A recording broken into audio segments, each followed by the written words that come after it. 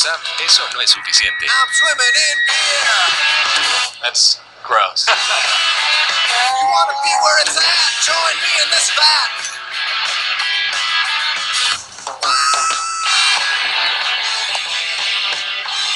Like it. Big success. I'm swimming in beer. Maestros cerveceros. A continuación en Travel and Living Channel.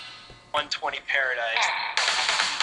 120-minute IPA is one of the most important beers at Dogfish. It's the world's strongest IPA. We have an obligation to make it absolutely as perfect as we can. Most likely there's something seriously wrong with the fermentation. The QC lab has flagged 120. Oh no, you got charts of... I don't know how to say this. It's because we're talking 400 barrels. Yeah. So 400 barrels, $500,000. We might be looking at the single biggest financial loss in Dogfish's history. I'm swimming in beer. A great craft beer begins with a great idea. You wanna be where it's at? Join me in this vat. I'm Sam Calagione, founder of Dogfish Head Brewery. My team and I make off-centered ales for off-centered people. We brew it, we ferment it, we cool it, bottle, keg, ship, rinse, and repeat. Well, I'm swimming in beer.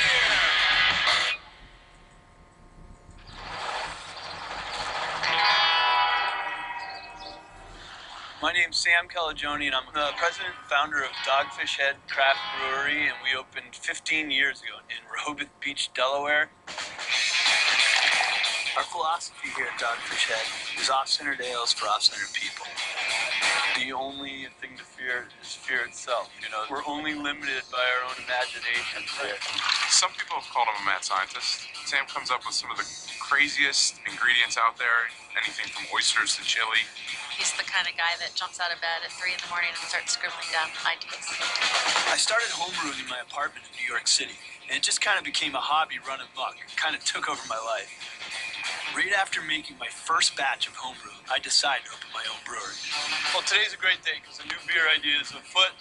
Usually when we're coming up with something new at Dogfish Head, it can either come from our own inspiration, just our own imaginations and following our own muse, or an idea falls in our lap from a person or a company that we really feel an affinity for, and that's what just happened. Welcome back, Chief. I've never heard of... Oh, Grain. This is the surfboard guys in Maine.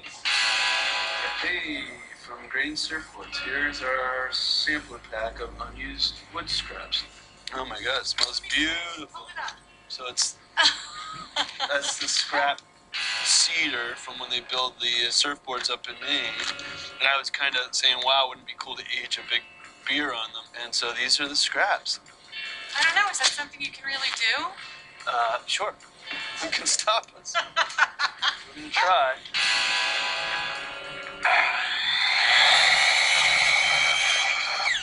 Grain is a company based in Maine that builds these beautiful wooden surfboards out of locally grown cedar. All work is done by hand, and what's cool is they look for creative ways to reuse every single scrap and shaving of leftover wood. We've brewed with mesquite, oak, a wood from Paraguay called Palo Santo, but we've never done anything with cedar before. So right now, we've got the goods from our friends at Grain Surfboard. You'll be psyched to hear this. We got all the scraps that came in a wooden box. We're just gonna add all the wooden scraps to the beer. Scraps of what? These guys in Maine make surfboards out of Maine cedar. Smell that. And you want to add this into a beer? Does it sound delicious? Cedar? It's woody. Sounds woody. So What beer are you talking about? we're gonna do a brand new beer. We don't know what it is. This is Nick, Chief Operating Officer here at Dogfish. He's a left brain to my right brain. He makes sure our company stays in the black.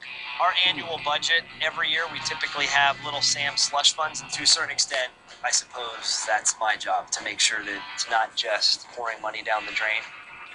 Oh, Nick's into it.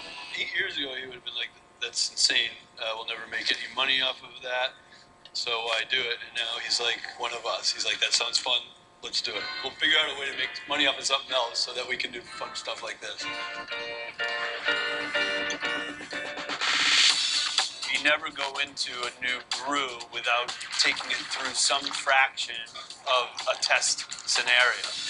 We're doing a bunch of stuff down here in our lab to get familiar, to do like a little slow dance with Cedar, take Cedar out for a date, start dating Cedar before we really go all the way with Cedar and brew a big production batch. If we've never worked with a specific ingredient before, we start off with tests down in our QC lab. I send out the bat signal and round up the R&D team. Floris, our brewmaster, Katrinka, our yeast expert, and Brian, our head brewer. Today, we are going to filter 3 different styles of pre-existing Dogfish beers over cedar wood. This is going to give us a basic recipe to start experimenting with.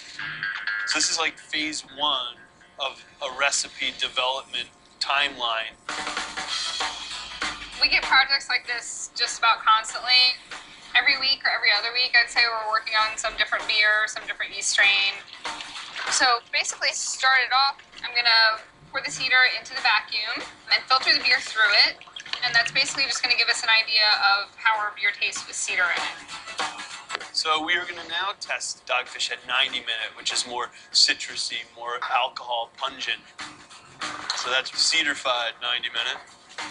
I mean, that definitely changes the nose of 90-minute. Holy that's a lot. Yeah. Christ. That really does have a profound impact on it. I didn't really expect to be able to smell that much cedar. Next, we're going to do Dogfish at Indian Brown, which tends to be roasty, caramely, and hoppy. That wood really brings out some of the things that could potentially go wrong with Indian. Yeah, it's like too puckerific. Yeah. It is too much, but I think it's crazy how quickly. Difference. This was not longer than a 2-minute pass. And the medicinal note is in there, the smokiness, so we need to use very little. Now, Dogfish had raison d'etre, which is made with beet sugars, raisins, a spicy, clovey Belgian yeast. I gotta say, I like that. Yeah, I agree. This has to me more potential than the 90, because in the 90, there are too many things competing. I agree, and that's my favorite of the 3 base beers. But I like the idea of where raison has raisins in it. Let's keep this one, the woods, more forward than anything special ingredient-wise. Based on our tests, we agreed that raison d'etre is the style of beer that works best with cedar. So now, we'll tweak the recipe for raison to really play up the flavor and aroma that comes from the cedar wood. So we have monies allocated for Sam to go explore and do things like this. It's to tickle the muse of Sam keeping the R&D pipeline full of new, fresh ideas. How big it will become, well, we'll have that conversation when the time's right, but let's see if it can become something first, and if so, great, we'll go from there. Acorta distancias con Travel and Living Channel. Ingresa.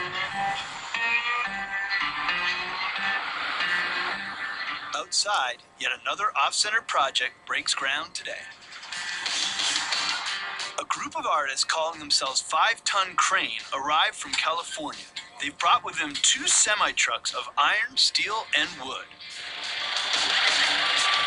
Over the course of the next 2 weeks, they will assemble a 40-foot-high structure called the Steampunk Treehouse. The treehouse has previously been erected at Burning Man and other festivals around the country. When we heard it was being retired and put into storage, I contacted the artist to see if they'd consider the Dogfish front lawn for its final resting spot.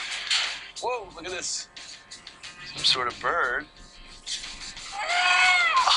You gotta make that noise every time you pull them out.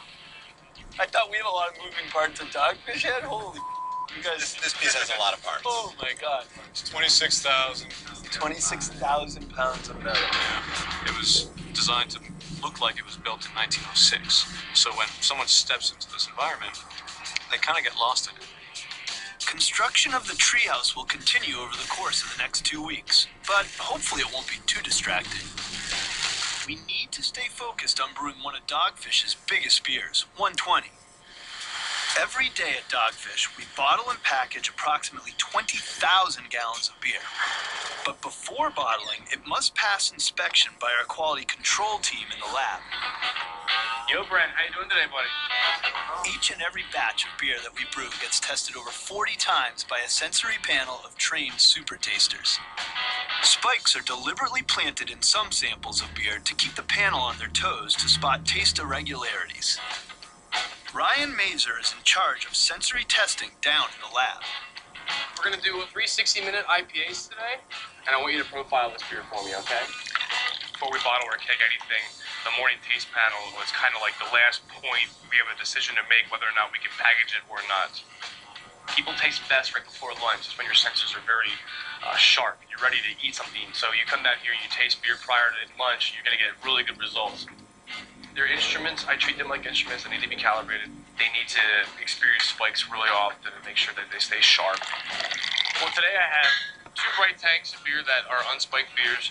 This is a spiked beer. I expect most people to get this spike. Unless it's a very potent spike, it's actually a taint in beer. It happens from contamination of raw materials. Enter Exhibit A, the beer flavor wheel. Beer can be described in terms of aroma, appearance, taste, and mouthfeel.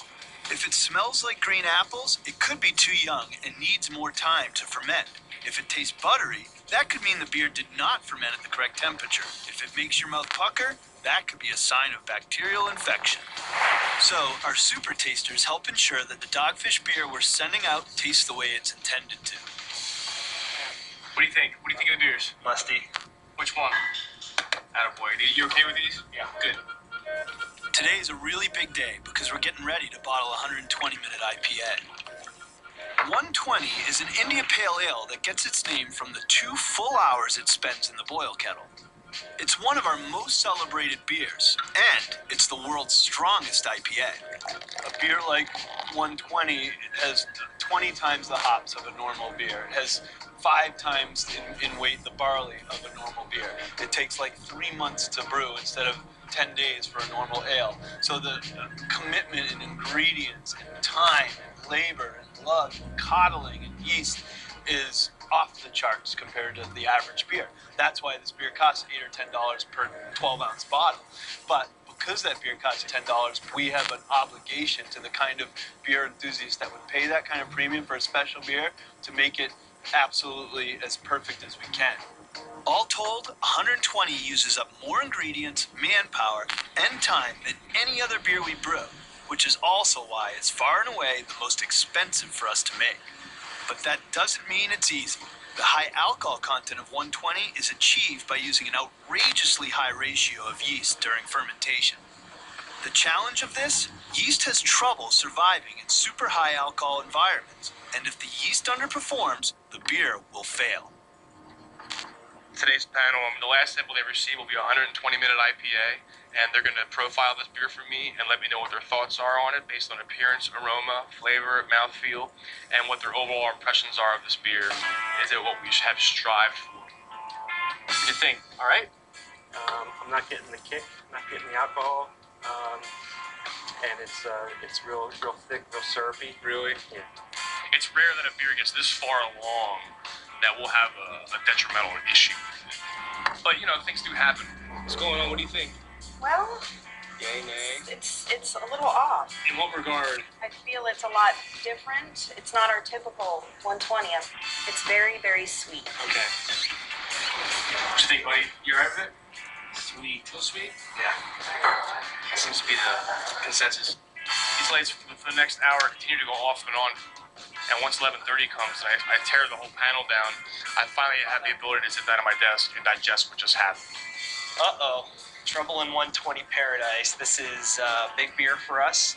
It's a money maker. It's pays a lot of bills, and we're gonna have to get to the bottom of this one. So the 120-minute IPA we profiled based on where the data falls on the P chart. This could very much be a major problem. Overall, the beer is really too sweet and sort of syrupy.